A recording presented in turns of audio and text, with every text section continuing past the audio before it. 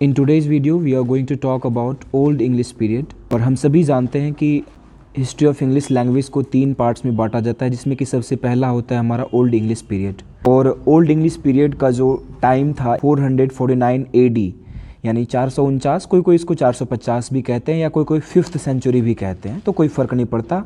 लेकिन exact date यदि पूछा जाए तो वो 449 था AD। AD मीन्स यहाँ पर ईस्वी है, यदि लैटिन वर्ड है ये एनो डोमिनी, जिसका मतलब होता है ईस्वी। और ये 1066 तक चला था, जब तक एंग्लो सेक्सन्स का रूल रहा था।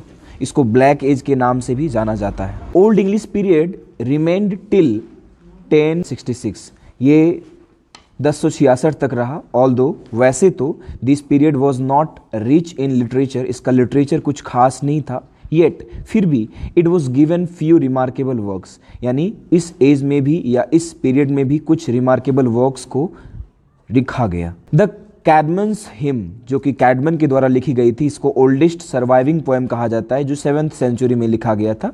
Is the oldest surviving poem of English literature. पूछा भी जाता है एग्जाम में, ऑब्जेक्टिव में भी, कि जो है ओल्डेस्ट सर्वाइविंग पोएम का नाम क्या है, तो द कैडमन्स हिम। और सबसे ओल्डेस्ट पोएट के बारे में भी पूछा जाता है, तो वो कैडमन थे। There were also some poetries which were written in the mid 20th century, कुछ पोइट्रीज को मिड 20th सेंचुरी में भी लिखा गया। But it has no connection with the old English period, लेकिन इसका ओल्ड इंग्लिश पीरियड से कोई लेना देना नहीं था।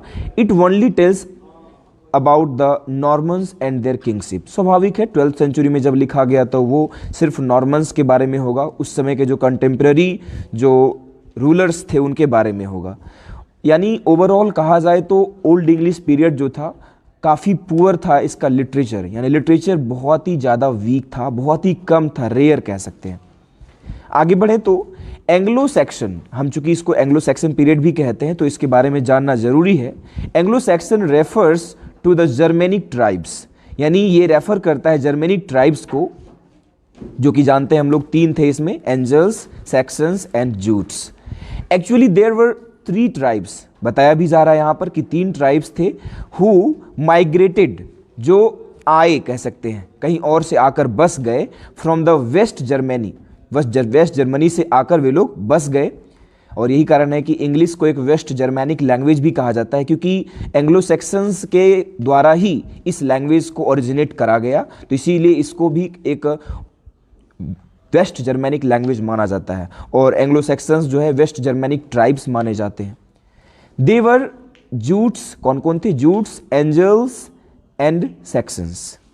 दे came in the middle of the 5th century, लिखा गया यहाँ पर कि मध्य 5वीं शताब्दी में आए, यानी 450 के आसपास आए।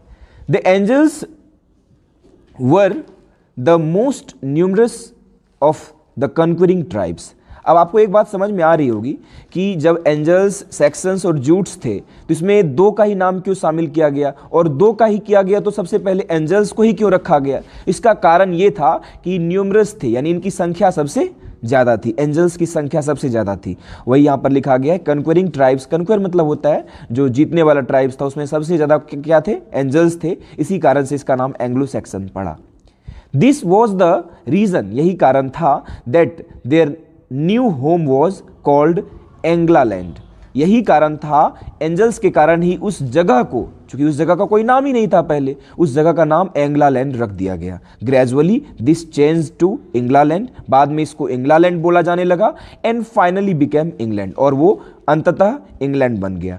और एक और चीज़ है कि पूछा जाता है एग्जाम में बराबर कि the name of the English language, अंग्रेजी भाषा का जो नाम है वो किसके ऊपर जो है आधारित पड़ा है, मतलब किस नाम पर, किसके आधार पर पड़ा है? तो वो एंजल्स जो ट्राइब्स थी उसी के नाम पर इसका नाम इंग्लिश पड़ा है, जो कि ये भाषा एंजल्स के द्वारा बोली जाती थी, इसीलिए इसका नाम इंग्लिश पड़ा। अब आगे बढ़ा जाए।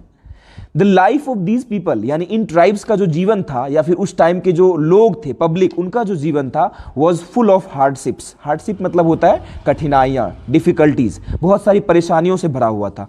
दे leaded a life which was full of struggle, उनका जीवन संघर्ष और कठिनाइयों से भरा हुआ था and difficulties. They resided nearly the sea, वे समुद्र के किनारे ही रहते थे। हम सभी जानते हैं कि पुराने जमाने में चूंकि पानी की व्यवस्था नहीं हुआ करती थी, तो इसीलिए वो लोग समुद्र के किनारे, नदियों के किनारे बसते थे। And perhaps they enjoyed this, और शायद उन्हें ये पसंद भी था समुद्र के किनारे रहना। They had also feelings such as courage, sentiments, melancholiness, मतलब स्वाभाविक है, फीलिंग्स तो सबको होती है, उनमें भी होता होगा। कॉरेज यानी साहस, सेंटिमेंट्स यानी इमोशंस जिसको कहते हैं, मेलैंकलीनेस मतलब होता है सैडनेस, उदासीनता जिसको कहते हैं, etcetera.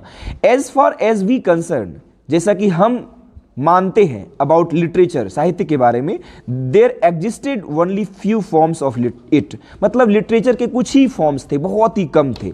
These were poetries and speeches, मतलब कुछ पोइट्री थी उसमें और कुछ स्पीचेस थे। स्पीच मीन्स भाषण होता है। The language of this period was Teutonic, उस टाइम का जो लैंग्वेज था वो ट्यूटोनिक था, which was a branch of the great Aryans और Indo European family of languages. आपने Indo European family of languages के बारे में पढ़ा होगा, जिसमें कि बहुत सारे लैंग्वेजेस थे, उसी में से एक है ट्यूटोनिक, और वही भाषा उस समय वहां पर बोली जा रही थी। The words were mostly adopted from languages, यानी जो ट्यूटोनिक लैंग्वेज था उसका जो वर्ड्स था किससे अडॉप्ट किया गया था? Sanskrit, Greek and Latin. और यही कारण है, कहा जाता है कि ओल्ड इंग्लिश की जो वोकेबुलरी है मोस्टली वो बेस्ड है Latin, Greek and Sanskrit language के वोकेबुलरी के आधार पर। देयर वर 4 डायलेक्ट्स, 4 डायलेक्ट्स थे of the old English language. Old English language के 4 डायलेक्ट्स थे। कौन कौन से याद रखिएगा? नॉर्थम्ब्रियन, नॉर्दर्न इंग्लैंड में बोली जाती थी। डायलेक्ट क्या होता है? डायलेक्ट लैंग्वेज का एक फॉर्म है, एक रूप है उसी का। Mercian in central England, central England में मर्सियन डायलेक्ट बोली जा रही थी।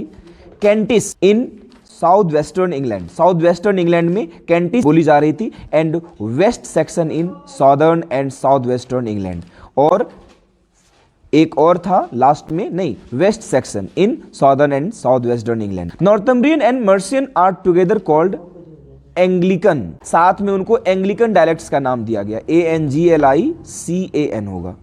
The grammar of Old English was also different from the grammar of modern English. Modern English के ग्रामर से बिल्कुल ही डिफरेंट था उस टाइम का जो ग्रामर था।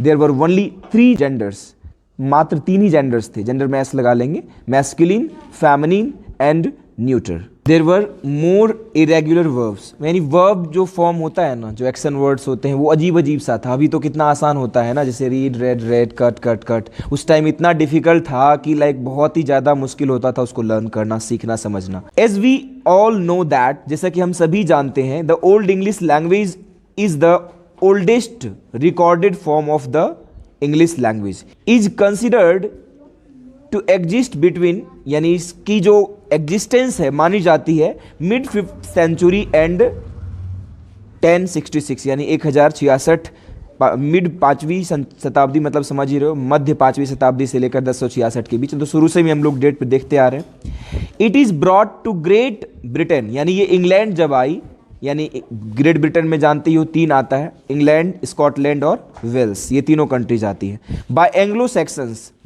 सेटलर्स के द्वारा, सेटलर्स इसको कहा गया क्योंकि ये कहीं और से आकर सेटल हुआ इसीलिए। Its first literary work is considered to belong to the mid 17th century, वही पहला वर्क जो है था कैडमन्स हिम, वही था इसका पहला वर्क।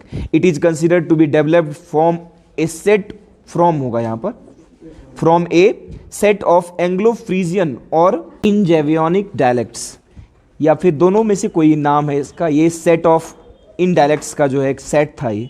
बिफोर दिस, इसके पहले, people of this era used to speak a Celtic language, इससे पहले वहाँ के लोग एक केल्टिक भाषा बोलते थे, एंड लैटिन, और लैटिन बोलते थे। दिस इज द रीज़न, यही कारण है that it is considered a West Germanic language, यही कारण है कि इसको एक वेस्ट जर्मैनिक लैंग्वेज माना जाता है। So that's all about old English. तो ये कुछ था